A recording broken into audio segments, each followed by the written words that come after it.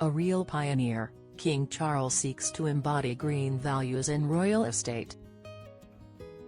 A pair of gas-guzzling Bentleys are not the most obvious candidates to burnish the monarch's green credentials. But news that King Charles is converting his chauffeur-driven luxury vehicles to run on biofuels was this week billed as a small step in a bigger plan to reduce emissions, perhaps the equivalent of lesser mortals separating paper from plastic in the weekly rubbish. The two existing state Bentleys will undergo refurbishment in the coming year to enable them to run on biofuel, said Sir Michael Stevens, the keeper of the Privy Purse, adding that it was an interim measure in advance of the next generation of state vehicles being fully electrified, and part of a wider plan to make a significant impact on our carbon emissions in the years ahead. The announcement was swiftly followed by news of a deal between the Crown Estate, the monarchy's property arm, and Great British Energy, Labour's new publicly owned energy company, to build offshore wind farms to power 20-metres homes. The Crown Estate, which will receive a healthy share of any profits, owns most of the seabed up to 12 nautical miles from the coastline. Both measures reinforce the image of Charles as the Green King. Tony Juniper, the chair of Natural England and former executive director of Friends of the Earth, who has co-authored 2 books with Charles, said, "There is no doubt that our monarch, our head of state, is a very committed and very effective environmentalist."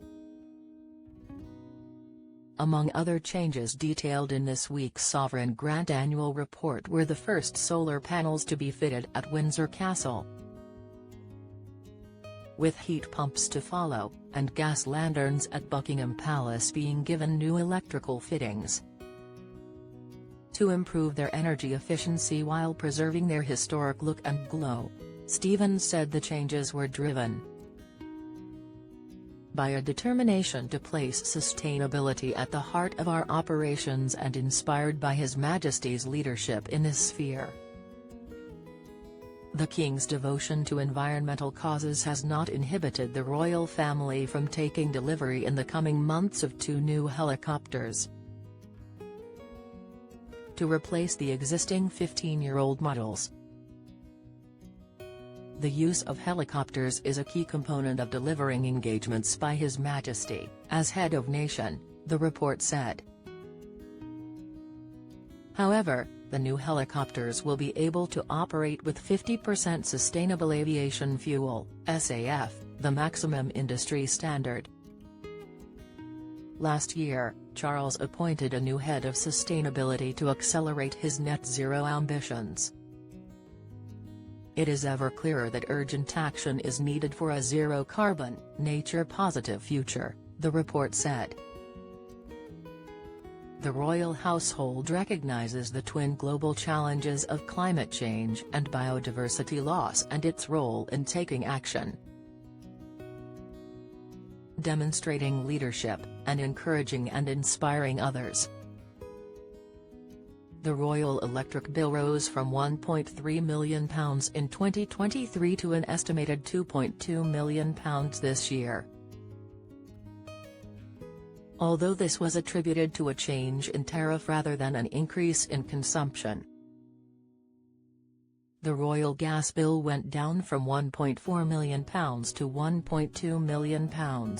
Waste produced across the royal household fell 12%.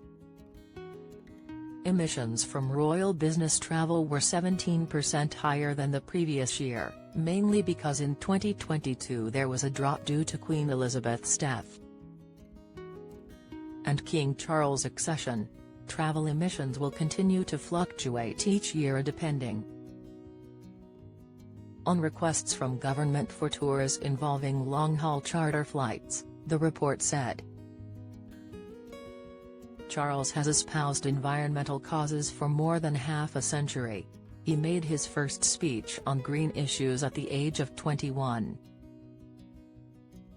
warning of the threats from plastic waste and chemicals dumped into rivers and seas, and air pollution from industry, vehicles and planes. At the time, his views were seen as eccentric. When he suggested recycling bottles at Buckingham Palace or argued for organic farming, he was considered completely potty, he acknowledged in 2020.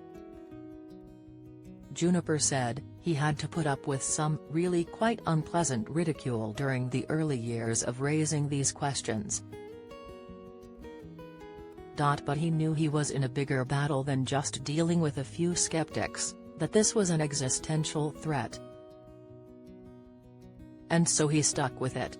He was a real pioneer for many years when mainstream figures wouldn't acknowledge the scale of the threat, and had to put up with a lot of pushback from different people.